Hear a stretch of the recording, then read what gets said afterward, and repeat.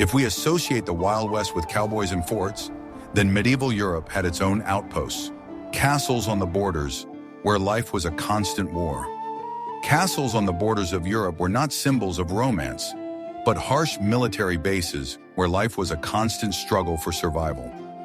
We are used to seeing them on postcards and in films, imagining knightly tournaments and beautiful ladies, but the reality was much more prosaic and cruel. Castles located on the edge of known lands served not only as residences for the nobility, but also as key defensive structures. They were the last line of defense separating civilized lands from wild and untamed territories. Every day here was filled with tension, and every stone in the wall was steeped in the history of the struggle for survival. These were not just buildings, but living organisms adapted to constant threats. Their architecture, layout, and even their internal life were all subordinated to one goal: defense. Watch the video to the end to learn how the architectural features of castles helped them withstand years of siege, even when food and water supplies were running low. Castles on the borders of Europe were not just fortifications, but centers of power and civilization. They served as places where kings and feudal lords sought to expand their domains. Unlike castles in the interior of the country, which over time became comfortable residences, border forts were constantly on alert. Their garrisons consisted of hardened warriors, and the lords who ruled them were first and foremost military leaders, and only then aristocrats. For example, castles located on the eastern borders of the Holy Roman Empire were constantly raided by nomadic tribes. Similarly, fortifications in Spain and Portugal were part of the centuries-long Reconquista, where Christians fought against Muslims. These castles were built in strategically important locations, on hilltops, near river crossings, or at the intersection of trade routes. Their location was not accidental, but carefully thought out to control the surrounding territory and respond quickly to any threat. The constant danger shaped a unique way of life, where every inhabitant of the castle, from the lord to the lowly squire, was part of a single military machine. Life in such castles was permeated with a sense of instability and transience. The lords and their families were constantly preparing for a possible attack. Weapons training, repairing walls and towers, checking food supplies. All this was part of a routine that never ended. Soldiers lived in barracks where conditions were Spartan and food was simple and unpretentious. Their sole purpose was to maintain their combat readiness and be prepared to repel the enemy at any moment. This constant readiness distinguished border castles from those located in peaceful regions. While castles in the interior of the country could afford luxury and refinement, here functionality was the main criterion. Particular attention was paid to the guard system. Watchmen stood guard around the clock on high towers, carefully scanning the horizon. At the slightest sign of danger, whether it was a cloud of dust raised by cavalry or smoke from a burning village, an alarm was immediately sounded. This could be a bell ringing, a special horn, or at night a torch lit on the main tower. The speed of response was critical, as the fate of the entire castle and its inhabitants depended on it. The castles themselves were not just places of residence, but full-fledged administrative centers. The lord who ruled the castle was responsible for order on his territory, collecting taxes and resolving disputes. All power was concentrated in his hands: judicial, military, and economic. He was the final authority in all matters, and his word was law. Such autonomy was necessary because the central government was often unable to respond quickly to events on the border. The peasants living in the surrounding villages were under the protection of the castle. In return, they paid taxes, supplied food, and, if necessary, participated in the defense. In peacetime, they worked the land, and during raids, they took refuge behind the castle walls. This interdependence was the basis of life on the border. A castle without peasants was doomed to starvation, and peasants without a castle were doomed to ruin. Communication with other castles also played a huge role. A whole network of signal posts was created, where information about the approach of the enemy was transmitted using bonfires. One bonfire meant that the enemy had been spotted, 2 meant that they were approaching, and 3 meant that it was time to prepare for defense. This system made it possible to warn neighboring castles and gather reinforcements to repel the invaders. In addition, border castles were centers of trade. Merchants gathered here to sell their goods, and craftsmen to offer their services. The castle provided security for trade caravans, and the lord received his share of the transactions. Trade was important not only for the economy, but also for obtaining information. Merchants traveling to different lands brought back fresh news about the political situation, the mood in neighboring kingdoms, and the plans of potential enemies. This complex system, where every element was part of a single whole, worked like clockwork. The castle was a living organism that breathed and lived in constant tension. And although life here was harsh, it was full of courage, determination, and faith in victory. Every stone in the walls, every scar on the armor told a story of endless struggle. It was a place where history was made every day, and romance was just a myth hiding the harsh reality. Now think about which of these castles you think would be the most difficult to storm. The one located on an impregnable rock, or the one surrounded by a deep moat? Share your thoughts in the comments. The architecture of border castles was designed for one purpose: defense. Unlike inner castles, where walls could be decorated and towers had decorative elements, here everything was functional. Thick walls, narrow loopholes, and tall towers, every element was designed to withstand enemy attacks. In many castles, the walls were so thick that they could house warehouses with supplies and even living quarters for the garrison. Another feature was the numerous external fortifications, palisades, moats, and barbicans, which forced attackers to spend a lot of energy and time overcoming the first line of defense. Towers located at the corners of the walls allowed for circular fire, leaving no blind spots for the enemy. Inside the castle was a donjon, the main tower, which served as a last refuge in case of an enemy breakthrough. The donjon was often equipped with its own water source and food supplies to withstand a long siege. The donjon was not only the tallest tower, but also a key element of the defense. Its entrance was usually located high above the ground and could only be reached via a narrow wooden bridge that could be easily removed or set on fire. This made the keep virtually impregnable to anyone who had already broken into the castle grounds. Inside the donjon were the most important rooms: the lord's living quarters, the armory, the treasury, and, most importantly, a well or cistern. Thus, even if the enemy captured the outer perimeter, the defenders could continue to resist inside this last stronghold. The circular walls of the castle often had towers of various shapes and sizes. For example, square towers were stronger but vulnerable to undermining, while round towers were more resistant to battering rams. Later, as defensive architecture developed, many castles began to combine these shapes, building round towers at the corners and square ones along the walls. This approach made the castle even more resistant to various types of siege weapons. Defensive galleries, called machicolations, were located at the tops of the walls. These protruding galleries had openings in the floor through which defenders could throw stones, pour boiling tar or water on enemies trying to attach ladders to the wall. This was an extremely effective means of repelling attackers. The internal layout of the castle was also part of its defensive system. Castles often had several courtyards separated by additional walls and gates. Each courtyard was a separate fortress. If the enemy broke through the first courtyard, a new obstacle awaited them. The gates were protected by drawbridges, grills, jeers, and thick wooden doors, and above them were rooms for guards from where they could fire on attackers. In addition, border castles were often built on natural elevations, hills, rocks, or ledges. The use of the terrain was an important element of the defensive strategy. A castle built on top of a hill had the advantage of a good view and could spot the enemy from afar. At the same time, attackers had to overcome a steep climb, which slowed their advance and made them more vulnerable to fire. Another important element was secret passages and underground tunnels. Some of them were used to leave the castle unnoticed during a siege in order to make a sortie or send a messenger for help. Others led to water sources that were located outside the walls, but were only accessible through these secret passages. Information about them was known only to a small circle of people and was passed down from generation to generation.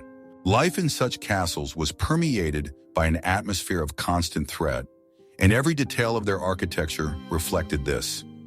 There was no room for architectural excess, and every part of the castle had its purpose. From the thickness of the walls to the location of the loopholes, everything was subordinated to one goal: to survive in conditions of constant war. This approach to construction and planning made border castles some of the most reliable and inaccessible fortifications in the Middle Ages. Their walls contained not only stone blocks, but also a wealth of experience accumulated over centuries of struggle. As a result, this complex system, where every element worked toward a common goal, created a virtually insurmountable barrier for any attacker. Even if one bastion or wall was breached, the defenders could retreat to the next courtyard or keep and continue their resistance. This multi-level defense made fortified castles a real nut to crack for invaders.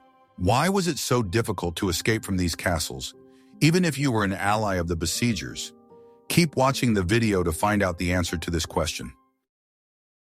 The constant threat shaped a unique way of life in border castles. There was no room for luxury or excess. Every day was planned down to the minute. The garrison was busy training, repairing fortifications, and preparing for a possible siege. Armorers repaired armor, blacksmiths forged new weapons, and wardens checked food and water supplies. Life was harsh but orderly. Even the lord who owned the castle spent most of his time on the walls, watching the surroundings and coordinating the actions of his subjects. In peacetime, the castle served as a center for collecting taxes, a place for trade and legal proceedings. Disputes were settled, marriages were concluded, and religious ceremonies were held here. But as soon as an enemy troop appeared on the horizon, everything changed. The gates were closed, the guards took up their posts, and the peaceful inhabitants of the nearby villages hurried to take shelter behind the walls. Life inside the castle became a matter of survival. The daily routine in the border castle was governed by military regulations. The day began with the first rays of the sun and ended with the onset of darkness. The day started with prayer, after which everyone went about their duties. Soldiers spent hours on training grounds, honing their skills with swords, spears, and shields. These were not demonstrations, but vital practice on which their lives and the safety of the entire castle depended. Armorers and blacksmiths, in turn, constantly checked the condition of weapons and armor to ensure they were in full combat readiness. Discipline played a special role in castle life. Violations of order were severely punished. Being late for duty or failing to follow orders could cost not only one person's life, but the lives of all the castle's inhabitants.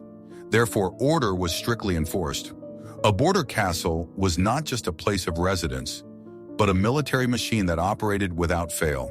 The lord of the castle was not only its owner, but also its chief military commander. His main task was not to manage the land, but to defend his territory. He personally supervised training, developed defense tactics, and made key decisions in the event of an attack.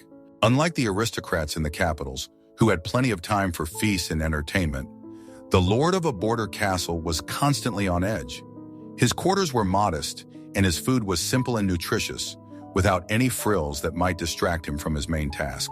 The castle also had its own hierarchy. At the top was the lord, followed by the knights who made up his personal guard and commanded the garrison. Next came the squires, archers, and foot soldiers. The lowest rank was occupied by servants and craftsmen who ensured the castle's functioning. Everyone knew their place and their duties, and this was the basis of stability. In peacetime, the border castle was an important economic hub. Fairs were held here, where peasants exchanged their goods for craftsmen's products. Merchants setting off on long journeys stopped at the castle to replenish their supplies and obtain protection. In return, they paid taxes that replenished the lord's treasury. This money was used to maintain the garrison, repair fortifications, and purchase provisions. Thus, the castle was not only a fortress, but also a center of trade and exchange. However, peace was an illusion. At any moment, dust raised by the hooves of enemy cavalry could appear on the horizon, and then life in the castle changed dramatically. The gates were closed, and the peaceful inhabitants hurriedly hid behind the walls. Women and children were busy cooking and carrying water, while men took up arms and took up their posts on the walls. Life turned into a survival mode where everyone was ready to fight. Particular attention was paid to discipline and the morale of the garrison. During a long siege, when food and water supplies were running out and hope for help was fading, it was very important to maintain morale. The lord and his officers constantly made the rounds, encouraging the soldiers, telling them about the importance of their mission and that they were the last hope for everyone sheltering behind the walls. This psychological factor was no less important than the thickness of the walls. This way of life, where every day was a struggle, shaped a special mentality. There was no room for weakness or despondency. Only strength, determination, and faith in victory could help them survive. The border castles were a school of survival, where people learned to adapt to the harshest conditions and fight to the last. A key task for any border castle was to provide itself with food in case of a prolonged siege. Inner castles could count on help from neighboring feudal lords or the king, but border castles were often left to fend for themselves. Therefore, huge warehouses for grain, salted meat, legumes, and other products were located within their walls. Castles often had wells or cisterns for collecting rainwater. The garrison and the inhabitants of the castle lived in constant austerity. Food was distributed strictly according to a schedule, and water was rationed. During a siege, the diet could consist only of hardtack and salted meat. But even with such an ascetic diet, supplies could run out. When this happened, the defenders of the castle were forced to resort to desperate measures: eating leather belts, boiling them to make broth, or hunting rats and pigeons. All these details show how harsh reality was. The castle storerooms were the real heart of the border fort. Their contents were monitored by a special manager who reported daily to the lord on the state of the supplies.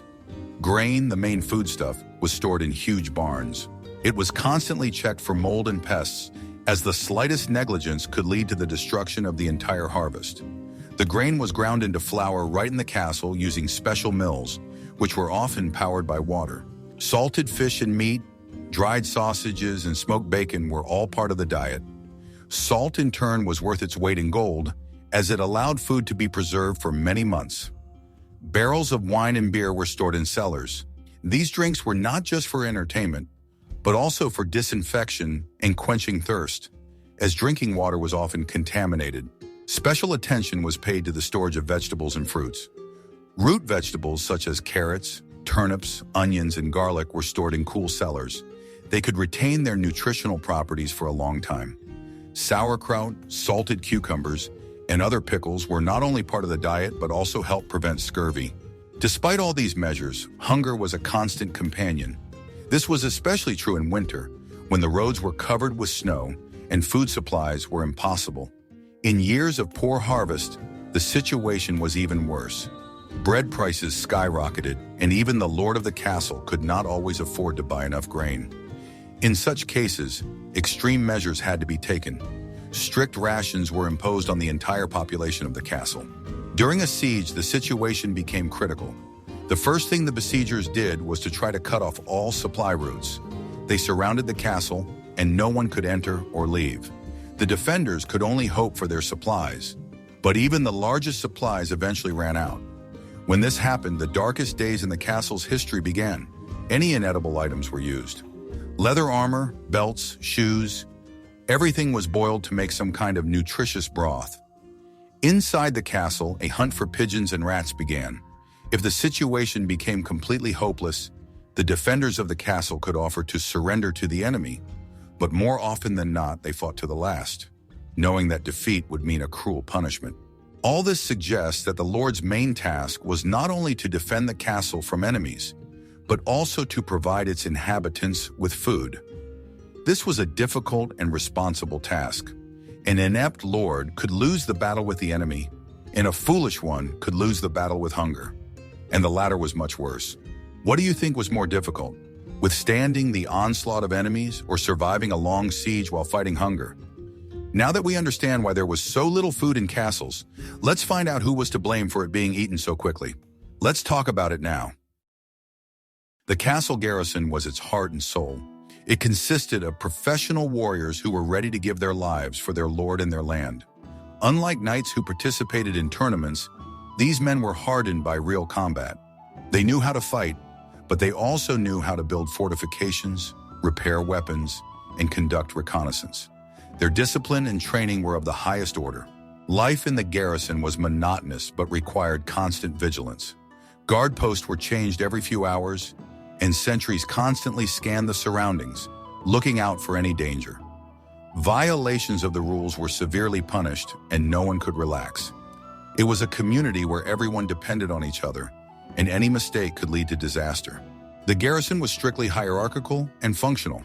At the top was the commandant or castellan, who was responsible for everything that happened in the castle, from defense to administrative matters. Under him were captains who commanded individual units, such as infantry, archers, and knights. Every warrior, regardless of rank, had a clear set of duties on which the safety of the entire castle depended. Discipline was the foundation of garrison life. Each day began with a general assembly, where orders were read and new assignments were given. Then the warriors began their training, which took up most of the day. They practiced formation maneuvers, exercised in archery and crossbow shooting, and honed their skills with cold weapons. The training was tough but necessary. It allowed them to maintain a high level of combat readiness and fostered a sense of camaraderie. Life in the garrison was harsh and ascetic. The warriors lived in communal barracks where they slept on straw mattresses. The food was simple and nutritious, without any frills. It consisted of bread, beans, salted meat, and beer. Alcohol was not just a drink, it replaced water, which was often undrinkable. The soldiers had little rest. Even in their free time, they were busy cleaning weapons, repairing armor, or doing other household chores. In addition to their military duties, the garrison also performed other functions. They were a kind of police and court within the castle. If there was a theft or other conflict in a nearby village, the lord of the castle would send his warriors to restore order. They also ensured that taxes were paid and settled disputes between peasants. Thus, the garrison was not only a military force, but also an administrative force that maintained order throughout the territory. Intelligence played a special role. The lord of the castle had his own informants who gathered information about the movements of enemy troops, their numbers, and their plans. This information was critical for timely preparation for defense. Scouts disguised as merchants or travelers infiltrated enemy territory to gather information. Their work was dangerous, but the fate of the entire castle depended on it. In the event of a siege, the garrison became a single organism. Warriors took up their battle positions on the walls and towers. They kept watch around the clock, observing the enemy camp. At this time, their main task was not only to repel attacks, but also to identify weak points in the enemy's defenses. For example, they might notice that the enemy camp was poorly guarded on a certain side, and then organize a sortie to strike at the enemy's rear. All this shows that the role of the garrison was not merely defensive. They were guardians of order, scouts, and administrators. Their lives were full of dangers and difficulties, but they fulfilled their duty with honor. Their loyalty, discipline, and willingness to sacrifice themselves were the key to the survival of the border castle in the harsh world of the Middle Ages. Without them, the castle would have been nothing more than a pile of stones, unable to withstand the enemy's onslaught. In conditions of constant threat, information was worth its weight in gold. Border castles used a complex system of communications to maintain contact with other fortifications in the capital. Signal fires, pigeon posts, and messengers were used for this purpose. Signal fires, located on high hills, could transmit information about the approach of the enemy for tens of kilometers, allowing neighboring castles to prepare for defense. In addition, border castles had their own intelligence network. Spies and scouts infiltrated enemy territory, gathering information about troop numbers, movements, and plans. This information was extremely important, as it allowed the castle to prepare for an attack and even organize a surprise strike against the enemy. Without reliable intelligence, a border castle would have been doomed. Signal fires were the fastest and most reliable way to transmit urgent messages over long distances. This system was based on prearranged signals. One fire could mean enemy sighted, 2 meant enemy approaching, and 3 meant help needed. A chain of such fires, located on high ground, allowed messages to be transmitted over tens of kilometers in a matter of minutes. This was vital as it gave time to gather reinforcements and prepare for defense. However, this system had its drawbacks. It was only effective in good weather and at night. During the day and in fog, it was useless. Pigeon post was slower but more reliable. Carrier pigeons were trained to return to their home, so to send a message, you had to take a pigeon from another castle. When necessary, a note rolled into a tube was tied to its leg and it flew back. This method was ideal for sending secret messages, as the pigeon could fly over enemy territory unnoticed.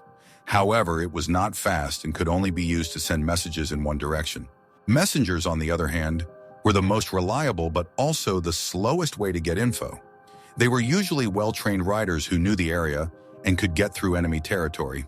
They not only delivered messages but could also pass on verbal orders and report on the situation.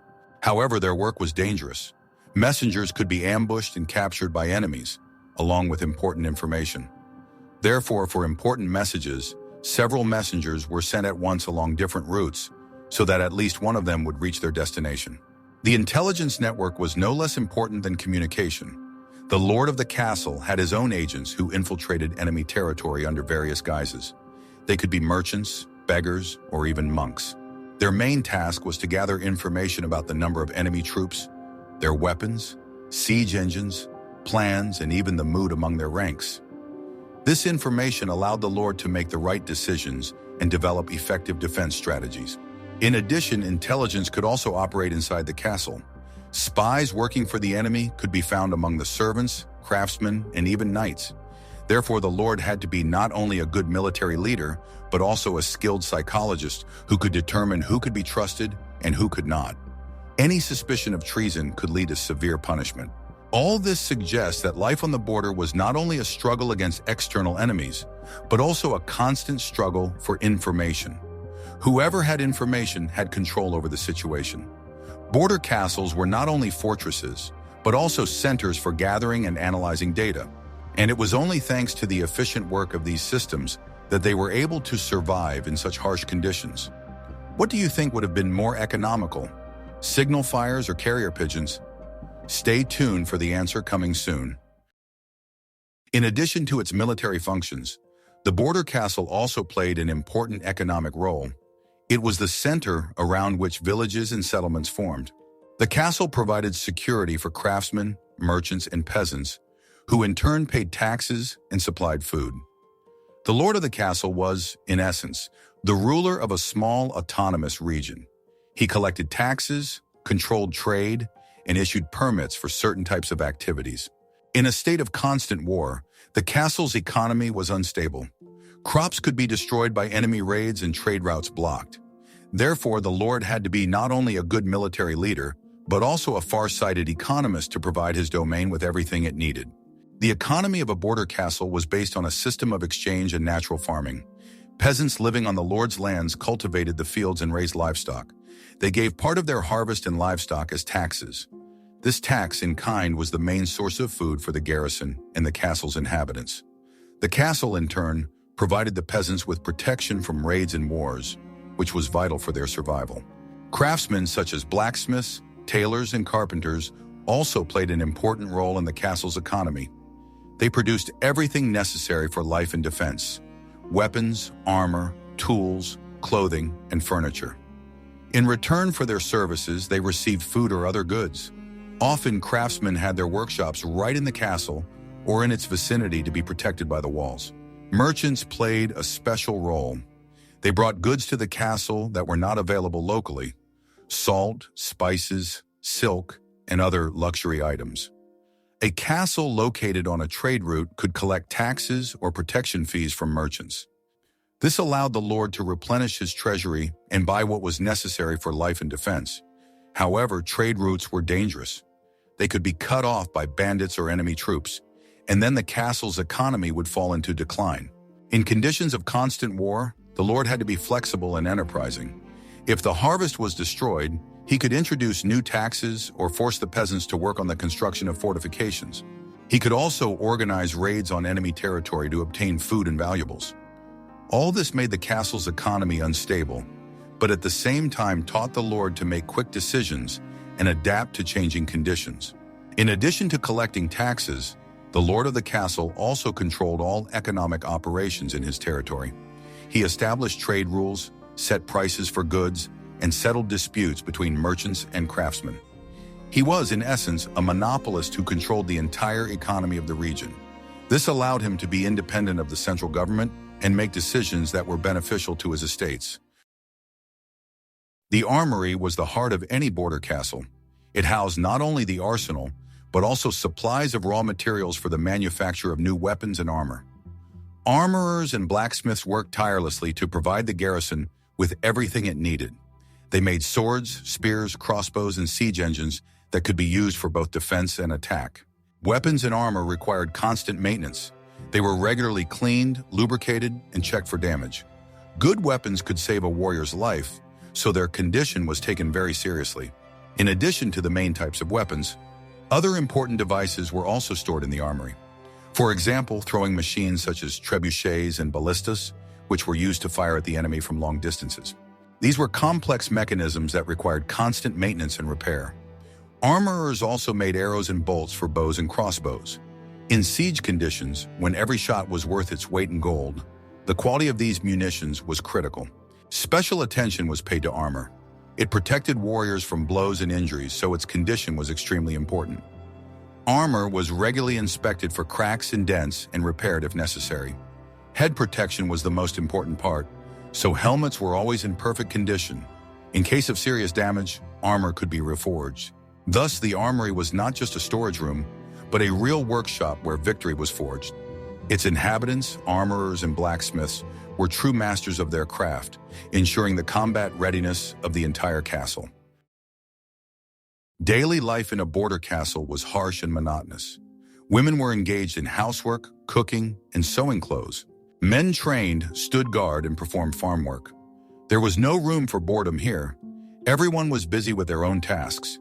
In the evenings after a hard day's work, people gathered around the fire to listen to stories of heroic battles and feats. The daily routine was strictly regulated and depended on the time of year. At dawn, all the inhabitants of the castle woke up and went about their duties. The women went to the kitchen to prepare breakfast for everyone. The men went to the training ground or to the walls to stand guard. Throughout the day, everyone was busy with their own tasks. Some repaired armor, some sorted supplies, and some worked in the vegetable garden, which was often located inside the castle. Evenings were the only time when people could relax a little. After dinner, everyone gathered in the main hall or around the fire to listen to stories and songs. It was a kind of cultural leisure activity. People told each other stories about heroic battles, distant lands, and mythical creatures. It was not just entertainment, but a way to maintain morale and unite people. The food in the castle was simple and nutritious. It consisted of bread, beans, porridge, salted meat, and vegetables. Delicacies were rare and were only served on major holidays. However, even simple food was prepared with love, and the women tried to make it as tasty as possible. Special attention was paid to hygiene. There was little water in the castle, so people rarely washed. However, they tried to keep the rooms clean to avoid disease. Linen and clothes were washed in large wooden barrels using ash instead of soap. Overall, life in the castle was filled with hard work and danger. But despite all the difficulties, people found meaning and joy in it. They cherished every moment of peace and every opportunity to rest. It was a society where everyone was part of a whole and where survival was the common goal. Border castles often had their secrets. These could be secret passages leading outside the walls or hidden rooms where valuable items were kept. Secret passages were an important element of defense, as they allowed the garrison to leave the castle unnoticed in case of extreme necessity or to launch a surprise attack against the besiegers. These secrets were passed down from generation to generation and were known only to a select few. In addition to secret passages, castles also concealed other equally important secrets. One of these was the existence of hidden rooms, which were used to store valuables such as gold, jewels, and important documents. These rooms were carefully hidden from prying eyes and could be disguised as ordinary walls or fireplaces. Only the Lord and his trusted confidants knew about them, and access was strictly limited. In the event of a siege or attack, these rooms served as a safe haven for the most valuable items that could not be left to the mercy of fate. Another secret that was important for survival was the system of wells and cisterns. Internal castles could get water from rivers and lakes, but border castles were often built on hilltops where access to water was limited. Therefore, deep wells were built inside the castle that reached underground water. But even these could dry up in the event of a drought. In such cases, cisterns were used to collect rainwater. Their bottoms and walls were lined with stones and sealed tightly to keep the water clean and drinkable. The secrets of these wells and cisterns were known only to a few people so that the enemy could not poison the water source. Some castles had hidden rooms that were used to hold prisoners or spies. These rooms were not part of the usual prison system, but were created specifically for secret detention. They could be located in basements, walls, or even towers. Even the guards who worked in the prison were unaware of their existence. These rooms were used to hold particularly important prisoners who could not be shown to the public, or spies from whom information needed to be obtained. In addition, castles could have their own laboratories where alchemists tried to create new types of weapons. These could be various mixtures used to set fire to enemy siege engines or to poison enemy water sources. These laboratories were also hidden from prying eyes and located in the farthest corners of the castle. All this suggests that castles were not just fortresses, but complex mechanisms full of secrets and mysteries. They were designed to protect not only their inhabitants, but also their secrets. An enemy could capture a castle, but they could never be sure that they had found all the hiding places and secrets. This was an advantage that allowed castles to survive even in the most desperate situations. We have explored the dark side of medieval castles and seen that life in them was far from ideal. Hunger, constant danger, and harsh conditions made them not romantic residences, but real military bases. Which of the problems described in medieval cities was the most difficult to survive? Write your thoughts in the comments. If you like this video, please subscribe to the channel so you don't miss new videos. See you next time.